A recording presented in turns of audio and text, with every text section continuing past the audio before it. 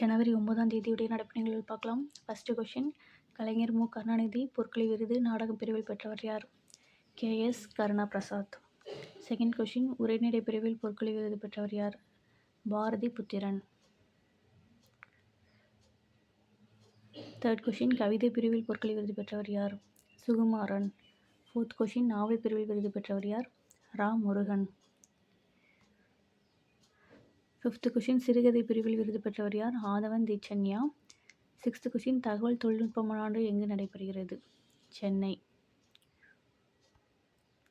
Seventh question, மேற்கு தொடர்ச்சி மலைகள் பாதுகாப்புக்காக அறியப்பட்ட சூழியலாளர் யார்?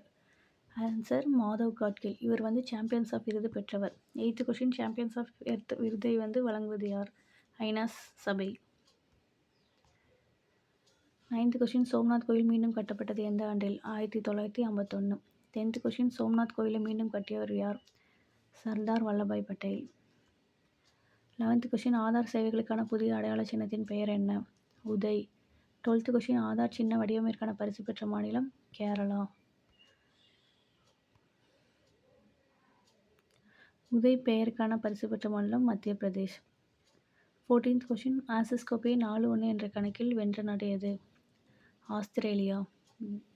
15th question, Khelo India beach games மகளிர் வாலிபாலில் தங்கம் பெற்றவர்கள் யார்? தீபிகா மற்றும் பவித்ரா. 16th கொஷின், பென்காக் சிலாட் ஆடவர் அணிகள் தங்கம் வென்ற தமிழக வீரர் யார்? இ. சுதர்சன், எம். லோகேஸ்வரன் மற்றும் கே. சுதர்சன். இவங்க எல்லாமே தங்கம் வென்றிருக்காங்க. 17th கொஷின், இந்திய சீன பொருட்களுக்கு 500% வரி விதிக்க மசோதா தாக்கல் செய்த நாடு எது? அமெரிக்கா. 18th கொஷின், ரஷ்யாவிடமிருந்து இந்தியா வாங்குவது என்ன? கச்சா எண்ணெய்.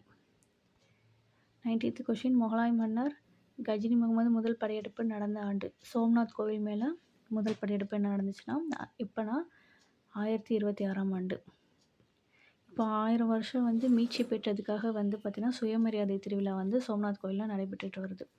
20th கொஷின், தமிழ்நாடு ஆழ்நிலை தொழில்நுட்ப புத்தொழில் கொள்கையின் ஆண்டு? 2025-26. இது தகவல் தொழில்நுட்ப மாநாடோட கொள்கை பேர் தமிழ்நாடு ஆழ்நிலை தொழில்நுட்ப புத்தொழில் கொள்கை.